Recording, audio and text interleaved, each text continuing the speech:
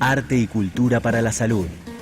Un programa radial que está especialmente dedicado al arte, la cultura, la educación y la prevención en la salud, difundiendo y apoyando a la cultura argentina.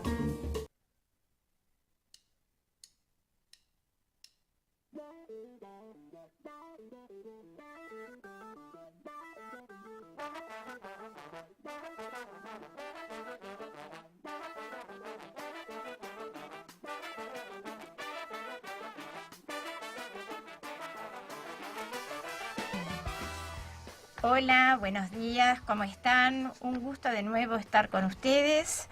Otra vez viernes, dicen que es el día más lindo de la semana porque después viene el finde y este finde es largo, así que hay que aprovecharlo. Vamos a tener lluvia el domingo, pero bueno, no, el sábado dijeron, mañana, que vamos a tener lluvia. Vamos a ver qué es lo que pasa con el finde. Por ahí dicen y no pasa nada, pero bueno. Una alegría estar de nuevo con ustedes. Soy Nora Giordano y quiero comenzar saludando a nuestro operador, a Helio. Un gusto, Helio, que estés con nosotros. Agradecer a nuestro equipo de producción, a Ana Sarcevic, a Miguel Ángel Giovanetti, a Mariela Clos. Y hoy quizás ya se suma con nosotros Viviana también en la parte de comunicaciones.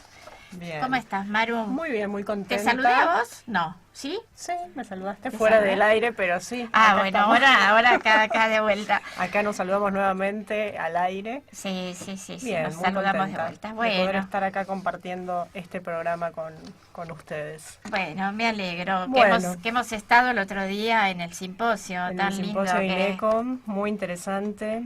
Muchos avances en la medicina y en un montón de temas de rehabilitación que dan mucha esperanza a muchas personas para mejorar la calidad de vida.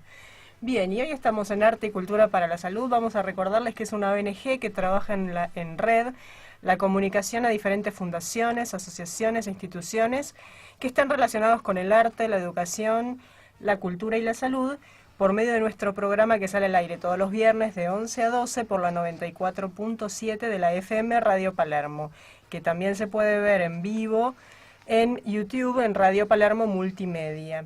El 16 de noviembre es el Día Mundial de la Tolerancia. Hoy. Tolerancia, qué palabra no es nada simple. difícil, ¿no? En el mundo que estamos viviendo, el tema de la tolerancia estaría bueno para repensar y reflexionar sobre este tema. Es un desafío clave en América Latina, la tolerancia, para lograr el progreso social. En el marco del Día Internacional de la Tolerancia, tomamos ciertas observaciones de las Naciones Unidas para analizar cómo podemos incluir estas características, no solo en las sociedades, sino también en las comunidades o grupos de personas más pequeños, como los colegios, ambientes de trabajo, barrios, ya que según expertos se trata de un rasgo indispensable para el avance social. La UNESCO, ¿qué nos dice la UNESCO? Explica que la tolerancia no es indulgencia o indiferencia, sino respeto. Representa el saber apreciar la riqueza y variedad de las culturas del mundo y las diferentes formas de expresión de las personas. Esta cualidad reconoce los derechos humanos universales y las libertades fundamentales de los otros, bajo la premisa de que la gente es naturalmente diversa y de que solo la tolerancia puede asegurar la supervivencia de comunidades mixtas en cada región del mundo. ¿Qué tal? Maravilloso. Y acá dice que la directora general de Audrey Azoula invita a ser conscientes de la relevancia de este tema y hacerlo parte de nuestras vidas. Y hay una frase que es: la tolerancia es un acto de humanidad que debemos alimentar y practicar cada día a fin de celebrar la diversidad que nos hace fuertes y los valores que nos unen. O sea, poder convivir con el otro diferente, porque todos somos diferentes y a la vez todos tenemos rasgos comunes.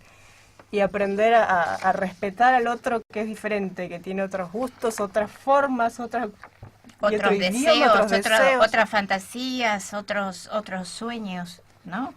Esto de poder dejar que el otro pueda expresar lo que les vamos a dejar a nuestros oyentes hoy esa incógnita, ¿no? De que busquen y ver cómo poder mejorar minuto a minuto la tolerancia. un trabajo personal Un de trabajo cada uno, personal. pero que va a tener un impacto en lo colectivo. Si cada uno pudiese trabajar esto, sería genial para el Excelente colectivo. sería. Bueno, y hoy tenemos como visita a Marcelo Cosi. Un gusto, Marcelo, que estés Buen con día, ¿cómo le va? nosotros. Un Bienvenido, gusto, Marcelo. Un gusto, un placer estar acá. Marcelo Cosi es jefe del Departamento de Kinesiología de INECO y nos viene a contar un poco, y más allá de las experiencias propias, el resultado del simposio internacional que armó la Fundación INECO el martes pasado, Exactamente. con la temática sobre nuevas fronteras en neurorehabilitación, plasticidad y recuperación cerebral. Exactamente. Marcelo, pero antes de entrar de lleno en lo que sería todo lo que es investigación y el simposio, me gustaría que nos cuentes un poquito de vos, cómo te preparaste y cómo llegaste a INECO. Bueno, yo soy Marcelo Cosi, soy licenciado en Kinesiología, me recibí en el año 89, hace muchos años. Inmediatamente me inscribí en la residencia del Hospital Francés. En ese momento era el Hospital Francés, ahora ya no existe más, pero y fue la primer camada de residentes en kinesiología en el año 90. Empezamos con mi compañera y yo, fuimos los primeros residentes en kinesiología, no existía la residencia en ese entonces, y la verdad que nos preparamos muy exhaustivamente y sobre todo lo que tiene que ver con rehabilitación neurológica. Ya tempranamente me tocó trabajar en rehabilitar pacientes con disfunciones o con discapacidades de origen neurológico. Tienen que ver con el ACV, con el Parkinson, con la esclerosis múltiple. Ahí estuve trabajando 2 años en la residencia, después quedé en el staff del Hospital Francés hasta el año 95. Y en el año 95 fui convocado por un compañero de trabajo del Hospital Francés, por Oscar Alzúa, que me llevó a trabajar a Fleni. En ese entonces Fleni recién abría. Y bueno, la verdad que fue una experiencia enorme haber trabajado ahí, una riqueza tremenda en todo lo que tiene que ver con la terapéutica. Fui muy formado. Ahí conocí a Facundo Manes, entramos más o menos en la misma época, trabajamos juntos muchos años. Él después se fue afuera, estuvo en Inglaterra, en Estados Unidos a formarse. Yo seguí trabajando en Fleni y en el año 2005 Facundo empieza con la idea de abrir INECO. Y así fue, y me convocó y la verdad que no lo dudé. Inmediatamente empecé a trabajar con él desde al mes que había abierto INECO y continuando con mi trabajo en rehabilitación y atendiendo pacientes con lesiones neurológicas de todo tipo. Y bueno, aquí estamos, soy jefe de kinesiología de todo el grupo INECO. El grupo INECO es una variedad de centros de rehabilitación importantes. También hay centros en Rosario, que tiene que estar INECO Oroño, que es un vínculo con gente de un grupo médico de allá. Ahí yo no tengo tanto que ver, pero en todos los otros centros, que son varios. 7 dijiste. Claro, hay en este momento, bueno, se está por abrir en Temperley uno, hay uno abierto en Quilmes, otro en Caballito, en Ramos Mejía, INECO Central, y hay un par de proyectos que están ahí dando vuelta que en el interior del país y todo, así que... Y en esas sedes atienden los médicos, los kinesiólogos, los terapistas ocupacionales. Exacto, es un grupo interdisciplinario grande, ¿no? En el cual están los terapeutas, que somos las personas que trabajamos en la rehabilitación directamente con el paciente, y ahí están los kinesiólogos, las fonoaudiólogas, terapistas ocupacionales y neuropsicología. Después hay control médico, que es lo ejercen los neurólogos, controles clínicos, nutricionistas, en fin, es un grupo interdisciplinario. Siempre es bueno abocar de que la rehabilitación básicamente está compuesta por un gran grupo interdisciplinario, como lo había dicho antes, pero la acción directa en cuanto a recuperar movimiento la tienen los terapeutas, esta persona que yo te digo, los fonoaudiólogos, kinesiólogos, neuropsicólogos. Claro. Neuropsicólogo abocado a la rehabilitación de las funciones cognitivas. Cuando hay una lesión cerebral, básicamente pasan 2 o 3 cosas, que es, se puede afectar la movilidad del paciente, se puede afectar la emotividad del paciente y la cognición, o sea que el paciente, los conocimientos, la memoria, la inteligencia, todo lo gobierna el cerebro. Según lo que se lesione, va a actuar algún profesional. La fonoaudióloga en el lenguaje, claro, la neuropsicóloga en esto que tiene que ver con lo que es conducta y cognitivo. Exactamente. la movilidad del kinesiólogo y la terapista ocupacional, ¿no es cierto? Así que bueno, por eso es complejo. La especialidad que necesite Claro, desarrollar y rehabilitar. Exactamente. Cuando existe una lesión cerebral, bueno, pueden dañarse alguna de estas áreas. A veces dañan algunas, a veces se dañan todas, de acuerdo al lugar y a la magnitud de la lesión que el paciente reciba. Lesión me refiero básicamente a un traumatismo de cráneo, a una ACV, a una injuria, a una cirugía cerebral, y también existen enfermedades, como ya hablábamos con Noro, que tienen que ver con la involución, o sea, con degenerativas. Ahí entra el Alzheimer, la esclerosis múltiple también, ¿no es cierto? El Parkinson, esas enfermedades, el paciente sufre un proceso de deterioro del cerebro, de muerte neuronal acelerada, por algún motivo, es complejo esto, y el paciente empieza a perder funciones paulatinamente, y nosotros lo que hacemos en ese caso es acompañar esa pérdida de funciones para que el paciente logre la mejor calidad de vida posible al mayor tiempo posible. Claro. En los otros tipos de lesiones, yo siempre digo, el paciente solo puede mejorar. Devenido un ACV, el paciente empieza un proceso de recuperación espontánea, o sea, el paciente mejora, sí o sí, sin la intervención de nadie. Por supuesto que con la intervención de alguien seguía esa mejora y por supuesto, sí, y logra alcanzar una funcionalidad mucho mayor, ¿no? Claro. Siempre el objetivo final es lograr la mejor calidad de vida posible. Claro. Finalmente ese es el objetivo. Que las funciones se mantengan lo más intactas se posible, mantengan, que se recuperen. Básicamente que tiene que ver con la actividad de la vida diaria, laboral, bueno, en fin. Yo te voy a hacer una pregunta, pero la respuesta la vas a dar después de la pausa. Buenísimo. Porque ya tenemos la pausa encima. Voy pensando. Para que nuestros oyentes se queden para escucharlo. Vos recién fuera del aire me comentaste de que los kinesiólogos que trabajan en la parte de neurociencias o neurología, tienen un trabajo muy diferente a todos los kinesiólogos. Entonces, trabajan desde el aprendizaje. Entonces, Marcelo nos va a contar después, a explicar. Le voy a contar una respuesta larga, pero... Es una respuesta larga, por eso no nos queda tiempo. Y nos vamos a nuestra primer pausa. Si quieren mandar preguntas, les paso mi mail, noragior@hotmail.com, y Marcelo nos va a contestar todo. Si no lo podemos responder hoy directo, lo vamos a mandar después las respuestas por email. Nos vamos a la pausa y enseguida volvemos.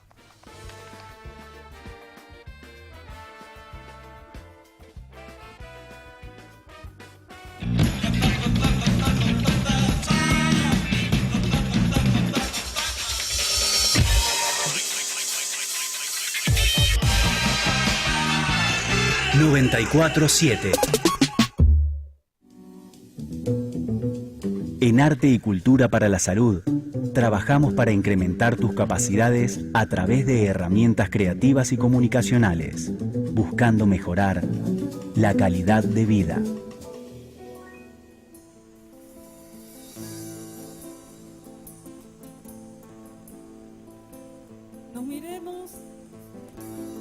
Nos miremos en toda esta franja calchaquí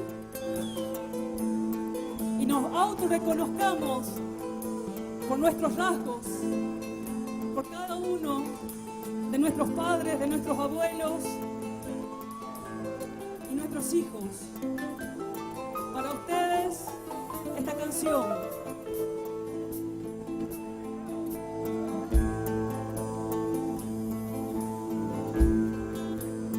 Tuve un imperio de sol, grande y feliz. El blanco me lo quitó, charanguito. Llora mi raza vencida por otra civilización. Llora mi raza vencida por otra civilización. Canción del derrumbe indio para todos ustedes.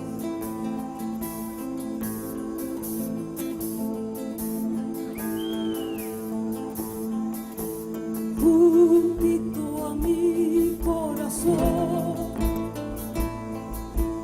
juntito a mí, charango, charanguito, qué gran dolor. Ayúdame a llorar,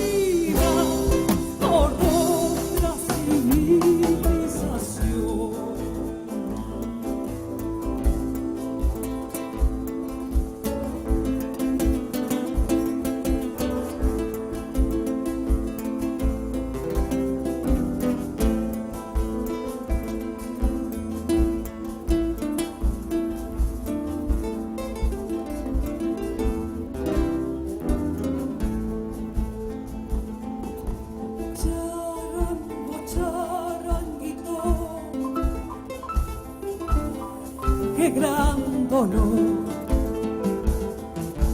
Charango, charanguito, qué gran dolor. Charango, charanguito,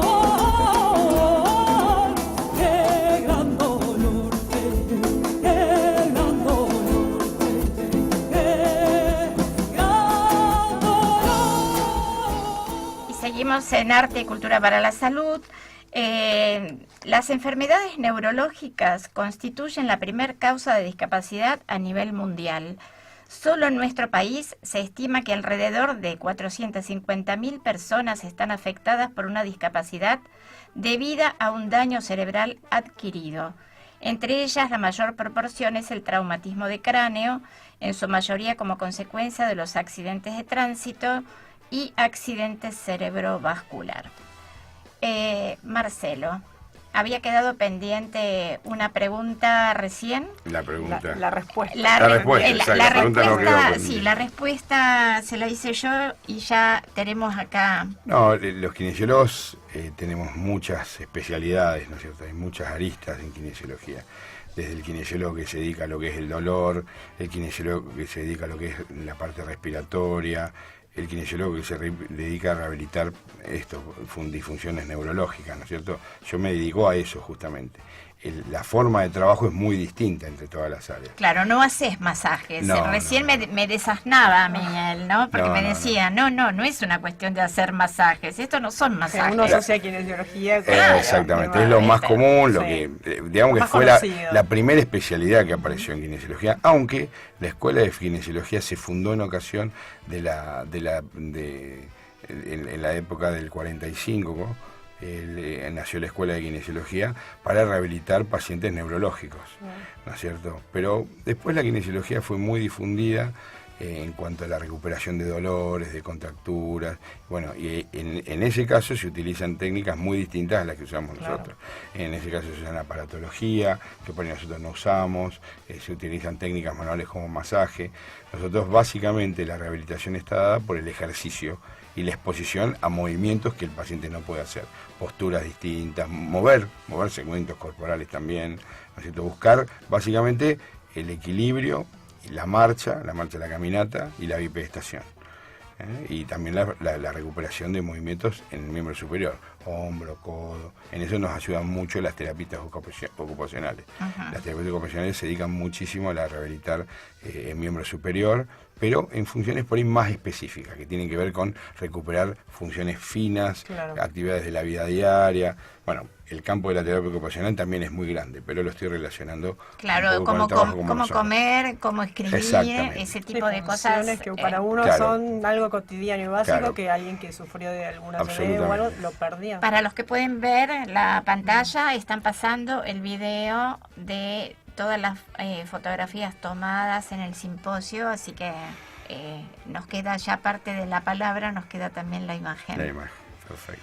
Bueno, y contame, debido acá en el escrito que yo leía recién, debido al constante envejecimiento poblacional, hay padecimientos tales como enfermedad de Parkinson y enfermedad de Alzheimer, que son cada vez más frecuentes de observar en países industrializados como el nuestro. ¿Eso qué podés...? No, el promedio de vida en los países como el nuestro ha crecido muchísimo, ha aumentado 20 años en los últimos 50 años. Lo que quiere decir esto que el cerebro tiene un proceso de envejecimiento. El cerebro básicamente a lo largo de la vida va perdiendo neuronas, va perdiendo funciones, y cuanto más vivimos, son más las funciones que se pierden. Es muy raro que en un promedio de vida de 40 o 50 años aparezcan enfermedades como Alzheimer. El principal factor de riesgo del Alzheimer es el envejecimiento. Y por ende, cuando tenemos una población más vieja, tenemos más preponderancia del Alzheimer. El Alzheimer es una epidemia. Se dice que si todo el dinero que se gasta en Alzheimer en el mundo equivale a la octava economía del mundo. Opa. O sea, por todo lo que mueve en cuanto a la atención de esos pacientes, la medicación, el entorno familiar. O sea, es una enfermedad que produce un impacto muy grande, no solo al paciente, todo el entorno, sino todo el entorno. Claro. Es muy difícil. Y también en el simposio se presentaron avances en el tratamiento de pacientes de rehabilitación Sí. como consecuencia de enfermedades neurológicas, y tuvo un enfoque especial en el trabajo interdisciplinario, que es lo que vos comentabas recién. Exactamente. Sí. Se abordaron temas vinculados a los mecanismos neuroplásticos del aprendizaje y su impacto en la recuperación, intervenciones y protocolos tendientes a potenciar procesos intrínsecos cerebrales tales como la estimulación no invasiva cerebral, y se presentaron intervenciones farmacológicas y no farmacológicas para el manejo de síntomas diversos, como ser la espasticidad, la debilidad, la afasia, las alteraciones cognitivas y los síntomas afectivos. Exactamente. Habíamos hablado, o querés dejarlo para el próximo bloque, Maru, con respecto al diario que había dicho. Sí, como de estimulación. Por ahí nos puede contar él un poco más esto de la terapéutica desde Cuando ustedes su quieran. especialidad. Cuando ustedes quieran. A ver, pero puede ser ahora, tenemos tiempo antes del... Sí. Bueno, siempre es bueno que el paciente tenga un registro de las actividades que hace, y de esa manera tienen visibilizado lo que es la evolución. Claro. ¿No es cierto? Inicialmente, por ejemplo, en un ACV, el paciente pierde la movilidad casi totalmente, de acuerdo al nivel de gravedad, y entonces los registros obviamente tienen que ver con que solamente se sentó, o que solamente se decubitó, o que permaneció sentado X tiempo. Bueno, esto en el tiempo va marcando la evolución del paciente, va registrando cada vez actividades más importantes, más complejas. En algún momento anotará que se paró, ¿no es cierto? Está bueno eso, que el paciente tenga visibilidad de qué es lo que va evolucionando. Estas patologías, la recuperación de estas patologías son muy lentas, largas, muy lentas y tediosas, entonces en el camino se pierde la perspectiva de cómo se inició y en qué momento estamos ahora, ¿no es cierto? Entonces está bueno esto de tener registros. Tener un registro, esto que planteaba el doctor Jean-Michel, Jean-Michel, sí. de Jean-Michel, tener con sus sí. pacientes, él trabaja con Parkinson, lo que comentaba, Exacto. y lo que decía, de tener un diario cotidiano donde el paciente escribía todos los días lo que le había ocurrido, lo que le había pasado, y que después volvía a leerlo y iba viendo y notando estos cambios que, como vos decías, que son... Los tratamientos son muy largos, lentos, la recuperación, y también sirve como para autorregistrarse y motivarse también en que sí hay logros y hay cambios. Exactamente. Lo que pasa es que no estamos desde lo común de todos los días, no estamos acostumbrados a hacer un registro de todas las cosas buenas que nos están pasando. Siempre estamos mirando para afuera, ¿no? El medio vaso Y vacío. bueno, El medio vaso vacío en vez de estar mirando el medio vaso lleno, Escucharon ¿no? al doctor, le costó mucho la adherencia de los pacientes a esto, ¿no? Que tuvo que ser activo y un poco estimularlo. Esto como de con buscar toda la historia. lo positivo, el pensamiento positivo, de estimular un poco esto. Bueno, sí hay cosas buenas, o sea, la situación puede tener áreas difíciles, pero también hay cosas buenas y está bueno verlas y enfocar un poco ahí como para motivarse a lograr más. Exacto. No es fácil, pero creo que yo me acuerdo también cuando Cristian tuvo su problema de diabetes, que el médico nos pedía el registro, y lo difícil que fue poder adaptarse a eso, porque no está la costumbre, no está el hábito. Entonces creo que crear ese hábito es sumamente importante, crear esa costumbre de decir, bueno, hoy hice tantas cosas y pude superar tal escaloncito, aunque sea mínimo. Pero, sí, también ayuda para el autoconocimiento, porque uno muchas veces por ahí se tira abajo en algunas cosas y, no estoy tan mal, porque pude hacer esto, pude hacer lo otro. Entonces como que es parte de un poco del autodesarrollo, el autoconocimiento, como para mejorar también y ver esto, que lo positivo está también, no dejarse... Yo les comentaba recién que nosotros solemos filmar a los pacientes cómo caminaba hace 3 meses atrás y cómo caminaba, y se sorprenden realmente y es muy estimulante, ¿no? Bueno, estoy trabajando pero estoy logrando cosas. Claro. Sobre todo cuando todavía uno no sale al mundo. A veces la rehabilitación tiene como 2 etapas, en la cual tiene una dependencia enorme de todo y después va adquiriendo independencia. En el momento que empiece, independencia me refiero en actividades de vida diaria, en salir a la calle, en moverse solo adentro de su casa, O sea, a veces las discapacidades son muy grandes. Y entonces la dependencia de alguien para ir al baño lo tiene que acompañar, lo llevan en la silla de rueda. Entonces, en la primera etapa el paciente depende muchísimo de todo el mundo, y ahí también es donde más se pierde la evolución del movimiento, en este caso, ¿no es cierto? Después, cuando empieza a salir, ya empieza a darse cuenta, uy, mira, estoy en la calle, fui a lo de mi hija, fui acá, ya pude salir, pude subirme al auto. Y la cosa tiene como símbolos un poquito más fuertes, ¿no es cierto? Es más visible también. Y claro, porque pasó a tener una vida social, entonces son hitos muy importantes, en el cual el paciente pasa de no tener vida social a tener vida social, a ir a lo de un amigo, a una fiesta, a un cumpleaños, empieza a recuperar todo eso, y eso realmente es muy visible, te repito, porque son hitos. Siempre se va a acordar del día que fue la primera vez que volvió a ir el cumpleaños de su hijo, de su nieto, o de lo que sea. Ahora, mientras está en la primera etapa de rehabilitación, que los logros son, digamos, no lo conducen a nada todavía, porque mueve el brazo un poquito más, pero no puede comer solo. Claro. El hito es el día que come solo. Claro, ¿no es cierto? llegar al Ahora, objetivo. agarrar el tenedor, por ahí no es un hito, pero es importante. Es un paso importante. Entonces, para llegar a eso ese es lo que objetivo. registramos. Claro. Lo digo como un ejemplo sencillo, ¿no? O pararse, y si todavía no logra caminar, uy, me paré, me ayudaste, sí, pero no camino. Ahora, el primer día que camina sí es un hito. Bien, bien. Eso Bueno, nos tenemos que ir a nuestra segunda pausa. Les recuerdo mi mail, noragior@hotmail.com, y pueden mandar todas las preguntas que quieran. Nos vamos a la pausa, Elio, y enseguida volvemos.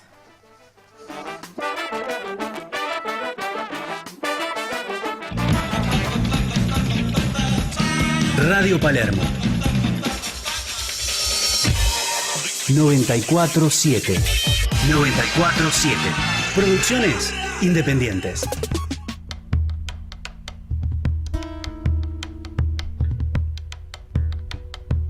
Debajo de unos árboles cantaban unos pájaros, lunes, martes y miércoles, jueves, viernes y sábado.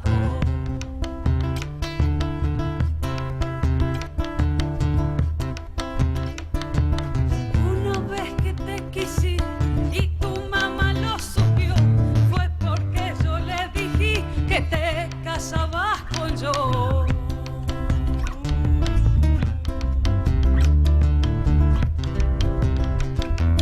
Yo ni ando porque me quiero, ni ando pa' que me quieras.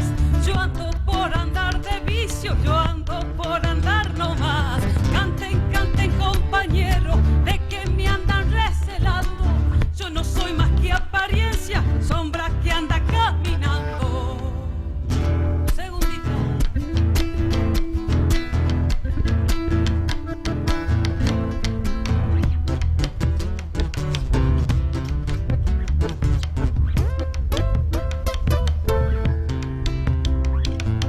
Cuando llega el carnaval, no almuerzo ni como nada.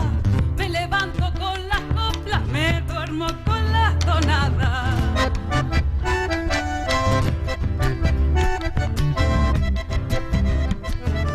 Al hojita de algarrobo, molidito en el mortero, se me sube a la cabeza como si fuera sombrero.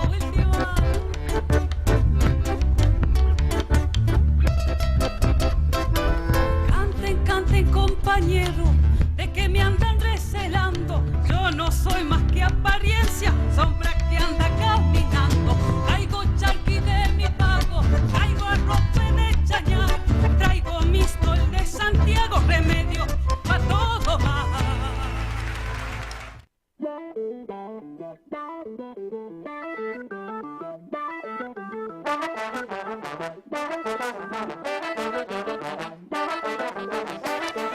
Y seguimos en Arte y Cultura para la Salud. La música que tenemos hoy, que seleccionó Miguel Ángel, es de Jacinta, ay, no me sale. Jacinta Condori, copladista, joven cantautora de la comunidad Diaguita Calchaquí de Cafayate. Un lujo, ¿eh? Es dueña de una voz inconfundible y entrañable, la cual se hace eco en los escenarios cada vez más grandes de Argentina. Así que bueno, éxito, Jacinta, y bueno, vamos a seguir trabajando con la música de ella, que es bellísima. Bueno, arte y cultura para la salud estimula los talentos creativos en las personas, tomando conciencia de uno mismo, creando una mayor autoestima, favoreciendo la comunicación, la creatividad, los vínculos y los lazos sociales.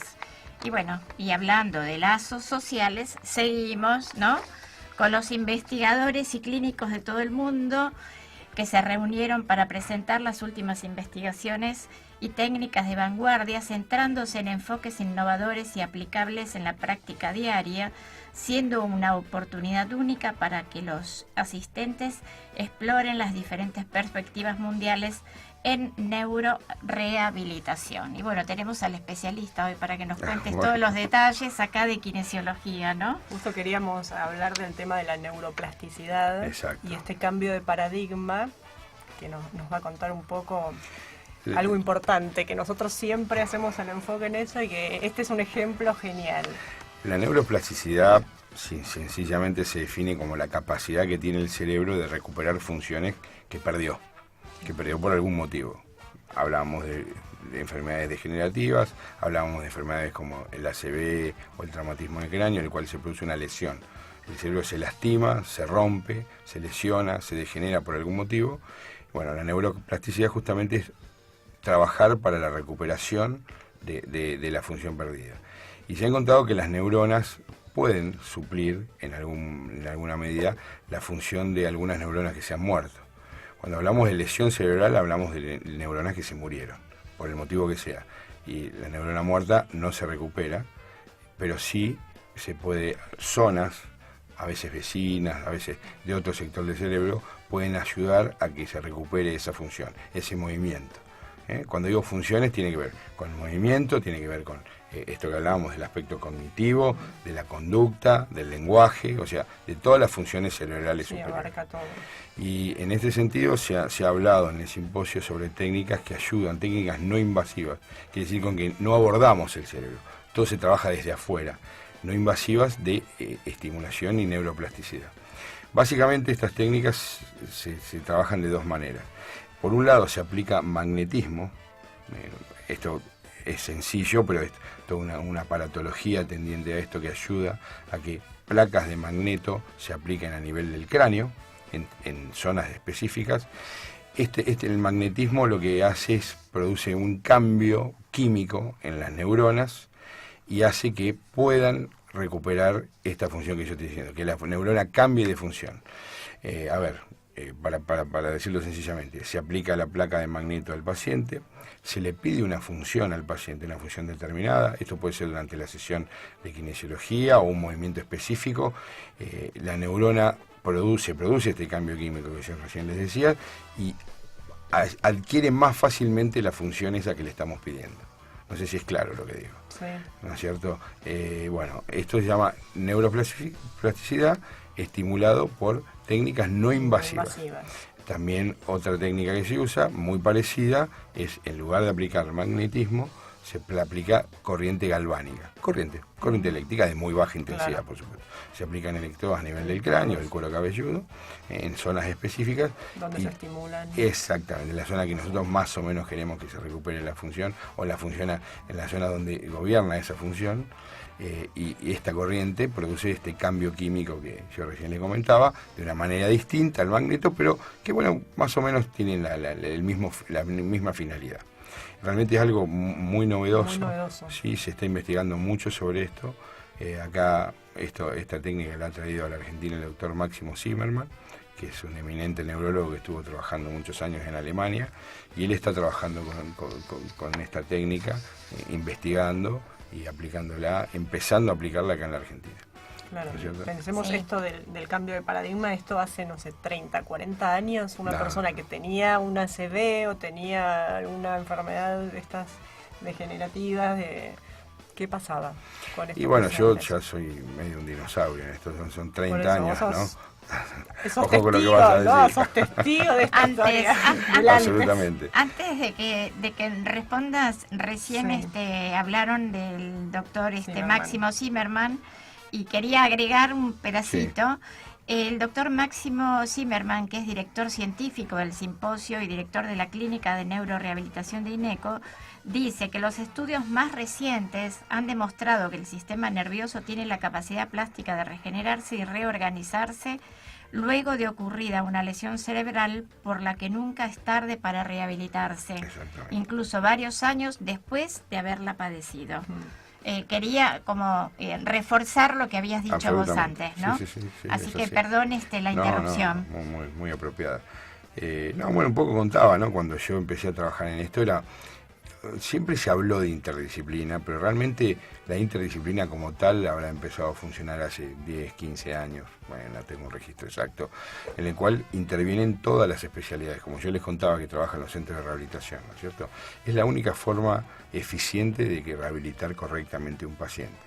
Antiguamente el paciente casi ni se rehabilitaba, la mayor parte de los pacientes, si sufrían alguna de estas lesiones, solo empezaba a moverse si podía, alguien lo ayudaba, algún familiar, y si adquiría la marcha, la capacidad de caminar de nuevo, lo hacían de una forma muy torpe, muy poco pulida, a los ponchazos, básicamente, y generando todo un patrón de movimiento muy anómalo, que a lo mejor cumplía con alguna función, cumplía con la función de que el paciente caminara o comiera, pero, te repito, de una forma muy anómala.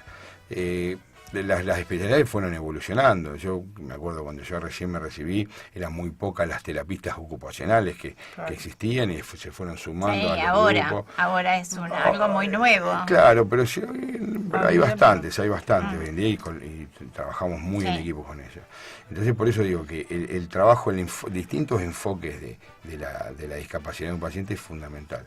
Y también te comentaba recién que nosotros en INECO trabajamos hasta en forma interdisciplinar en una misma sesión.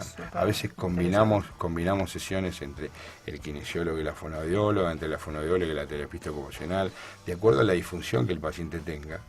Sumamos experiencia, sumamos visión de la patología, y en una misma sesión se trabajan y realmente tiene dos enfoques para un mismo objetivo. Esto que nosotros siempre estamos promoviendo como el trabajo, la integración entre distintas áreas, distintas fuentes que puedan trabajar para el mismo objetivo, y que el resultado seguramente va a ser mucho mejor que si cada uno trabaja por su cuenta.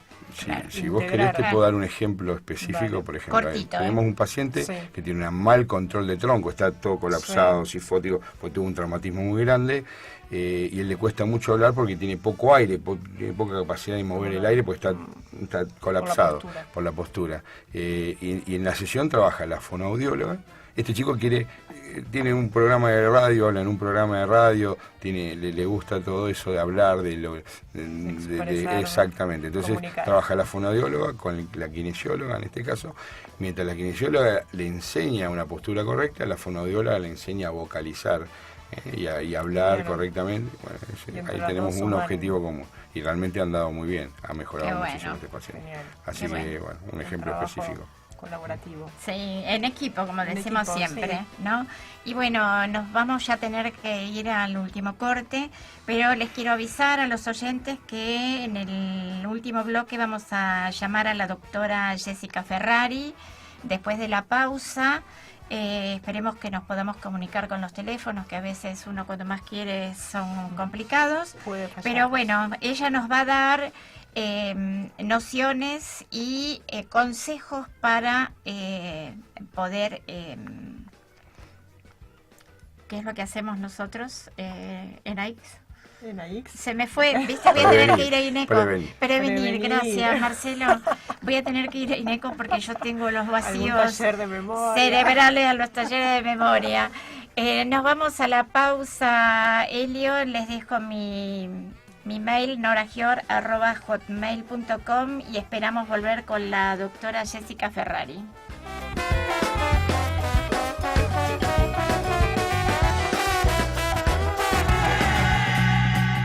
Todas las radios en una. Radio Palermo. Hacia todo el mundo. Desde Buenos Aires. RPLM 94.7. Raúl Carnota dice que cuando la pena entra, no hay quien la pueda. Gatito.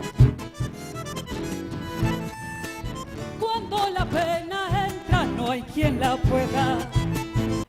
O la pena entra, no hay quien la pueda. Ni vinos ni vitalas le echan pa' afuera. Es un cuchillo sin hojas que se envaina dentro el pecho de aquel que pa'l amor no supo pagar derecho.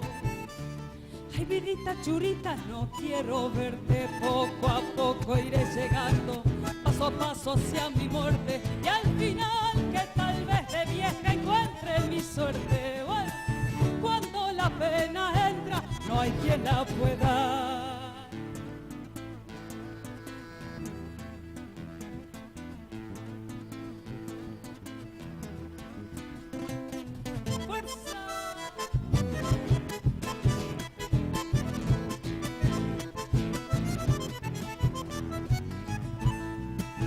Cuando la pena entra, no hay quien la pueda. Cuando la pena entra, no hay quien la pueda.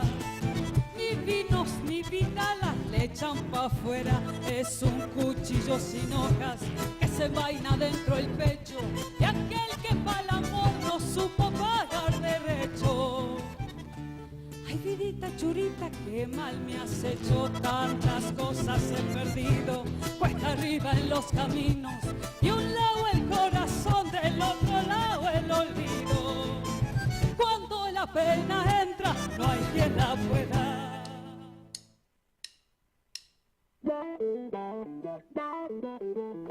Y seguimos en Arte y Cultura para la Salud y ya tenemos en línea a la doctora Jessica Ferrari. Un gusto, Jessica, que esté con nosotros y que podamos compartir, aunque sea 5 minutitos de este programa.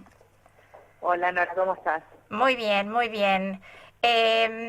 Cuéntame un poquito, Jessica, la doctora Jessica Ferrari es coordinadora de la Clínica de Neurorehabilitación de INECO y hoy nos va a contar un poquitito las prevenciones que las personas tienen que tener en cuenta para los accidentes cerebrovasculares y todo lo que veníamos hablando recién.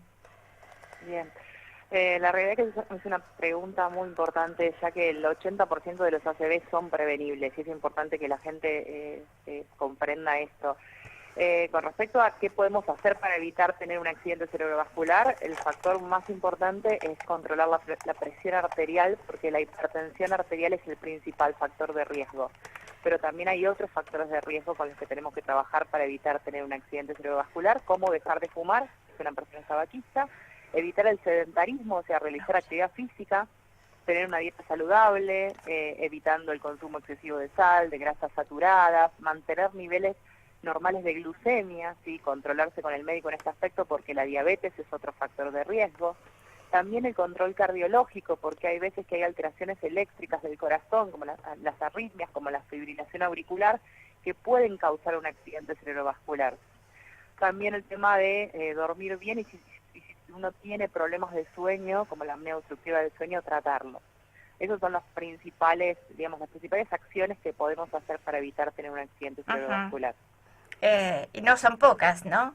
Porque hay que ser cuidadoso. La alimentación es sumamente importante. Los tiempos de descanso también, ¿no? Sí, también. El estrés tiene que ver, incide el estrés. Sí, está asociado, suma más riesgo. Si bien estos que mencioné recién son los factores de riesgo, digamos, más importantes, controlar el estrés, la ansiedad, con el ritmo de vida actual que tenemos es muy importante también. Doctora, ¿cuánto tiempo hace que ya está trabajando en INECO con toda esta especialidad? Y, a ver, tendría que ponerme a pensar ahora, pero más... No le preguntamos la edad, ¿eh? No le preguntamos. No le preguntamos la edad. Y No, más no. de 5 años, ya 6 años. O sea, no recuerdo bien el exacto, pero sí. Bien, Bastante bien. tiempo. Bueno, hace tiempo y bueno, es un lugar y una especie muy específica y con muchas cosas a tratar. ¿Tiene algún consejo más para darle a nuestros oyentes? Sí. Otro concepto importantísimo es la detección del ACV. No sé si lo han hablado No. hace poquito. No. Bueno, es cómo darnos cuenta que una persona puede estar teniendo un accidente cerebrovascular y qué hacer en ese momento. Eso es otro concepto crucial que toda la población debería conocer. Nosotros hicimos una campaña que la llamamos Abrazo, por Habla, Abrazo y Sonrisa, hace unos 2 o 3 años, que hablaba sobre los signos de cómo darnos cuenta que una persona está teniendo un accidente cerebrovascular. Nosotros estamos al lado de un familiar o de un amigo que se descompone de forma brusca y pensamos que está teniendo un accidente cerebrovascular, le tenemos que pedir 3 cosas. Una es que sonría y fijarnos en la simetría de la cara, que sea simétrica.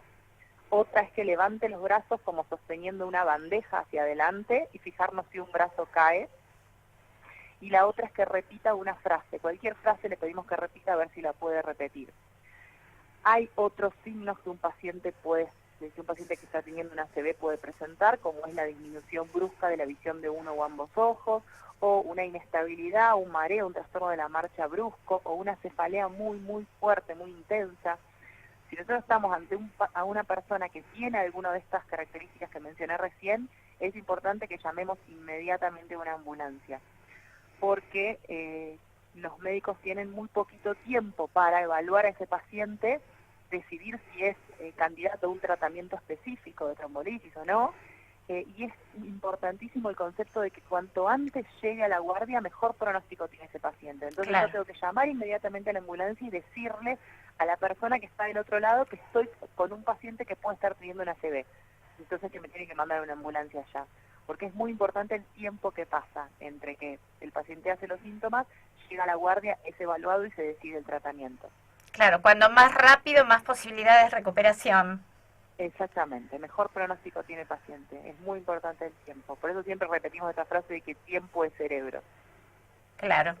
Bueno, les agradecemos muchísimo desde el programa de Arte y Cultura para la Salud. Le agradecemos a INECO por las posibilidades que también tienen para trabajar ahí. Y ya vamos a ver en qué día la vamos a llamar para que venga a acompañarnos acá al piso Encantada. y poder Muy bien. desarrollar la temática más profundamente que por teléfono. Perfecto, encantada. Cuando quieran organizamos. Muchas Bueno, gracias, Nora, bueno, por no, permitirnos, por favor. Muchísimas brindar esta gracias. información a la gente. Gracias, un beso. Un beso, hasta luego. Y seguimos con los últimos minutitos con el licenciado Marcelo Cosi, que él nos va a dar también algunos consejitos como hizo la doctora Ferrari. Y básicamente lo que Jessica dice, y nosotros decimos para que la gente entienda, que va a entender mejor esto, que es que todo lo que le hace mal al corazón, le hace mal al cerebro. Todo lo que es tendiente a que las arterias se tapen o se rompan. Si uno sufre de hipertensión, la arteria se puede romper. La arteria es como una manguera. Si se sube mucho la presión, se revienta y se rompe y sangra. Y que se tape tiene que ver con todo esto que decía Jessica recién. El colesterol elevado, las placas de ateroma, el sedentarismo, hace que la circulación se estanque un poquitito y tienda a formar coágulos, ¿no es cierto? Que son como trombos, son como pedacitos de sangre dura que pueden llegar a tapar algún sector del cerebro. Y básicamente eso. Así que, bueno, el estrés también. El estrés es Y importante. el estrés porque genera hipertensión, Claro, ¿no o es sea, cierto? Y genera el aumento del colesterol, o sea, no como en la forma directa. causa de muchas cuestiones que por ahí son súper fáciles de prevenir, digamos, por ejemplo, del manejo del estrés, cómo aprender a manejar, o esto de conectarse con, nosotros siempre decimos con actividades placenteras, donde uno descarga tensión también. Nosotros desde el yoga trabajamos un poco con esto de conectarse con lo que te hace bien. El estrés es normal en el Sí. ser humano, no podríamos vivir Sí, sin estrés. totalmente. El hombre antiguo, si no tenía estrés, no podía No salir a podía cazar. sobrevivir. El tema Claro. es cuánto dura el estrés Claro. y lo Los que genera el días. estrés. Esto Trabajar de mucho... balancear el estrés bueno con el malo. No, trabajar mucho encontrar- no tiene que ser una Sí. tarea estresante. El estrés tiene que ver más que nada con lo que no nos gusta hacer. Lo que Claro. tenemos que hacer y no nos gusta hacer. Eso genera Lo que más genera estrés. malestar, digamos. Exactamente. De Y alguna lo manera. que te pregunté antes fuera del aire, con respecto al equilibrio, Al equilibrio, al en la equilibrio marcha, al neurológico Ah, frente a una cirugía que me dijiste lo que de había esta señora que vos recuperación. Sí, sí, digamos que la falla de equilibrio tiene muchas causas. Sí. Hay causas que son vestibulares, que tiene que ver que es un órgano, el vestíbulo es un órgano chiquito que está vecino al oído, no tiene que ver con el oído, pero está vecino al oído, que a veces es que nos da la posición en que tenemos la cabeza. Claro. Es como un giróscopo, una información de si la cabeza está inclinada, está por adelante, por atrás. Eso es fundamental para programar para el equilibrio. El cerebro, en base a esta información y a mucha otra, hace que nosotros caminemos derecho, estemos bien ubicados en el espacio. Bueno, hay veces que esto se daña por distintos motivos.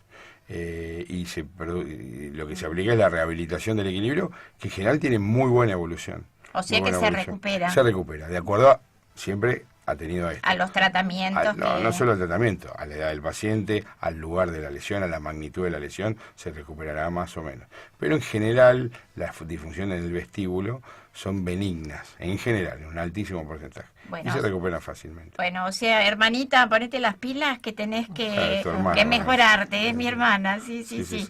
Así que te mandamos un beso grande y una pronta recuperación. ¿Hay INECO en Tucumán? No. Bueno, por ahora no. Se va a tener que venir acá. Lleven INECO a Tucumán. Se va a tener que venir acá. Sí, tenemos médicos de INECO que son tucumanos. Ah, bien, el Tenemos doctor dos. Zimmerman es. Él es uno de ellos. Y también hay un psiquiatra que estuvo también acá la otra vez. Pablo Abdulhamid. Pablo Abdulhamid. Sí, estuvo también Pablo. Amorosa persona. Bueno, y ya se nos fue el tiempo, nos tenemos que ir. Terminó, sí. Ya, sí.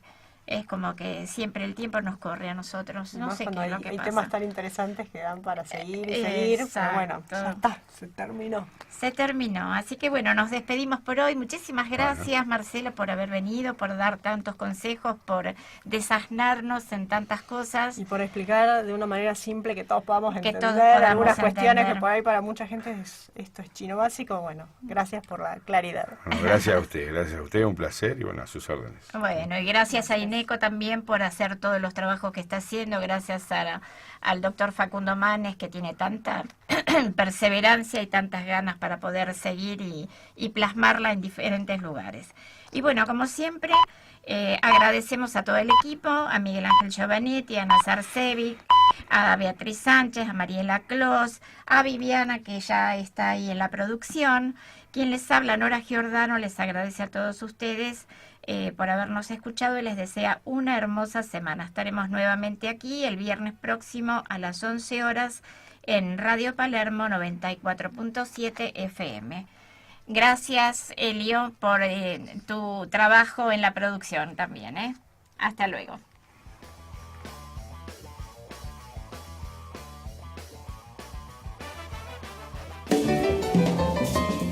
Nuestro empeño es promover y desarrollar proyectos que nos lleven a una integración social y productiva, para generar cambios de actitud y facilitar espacios de intercambio cultural,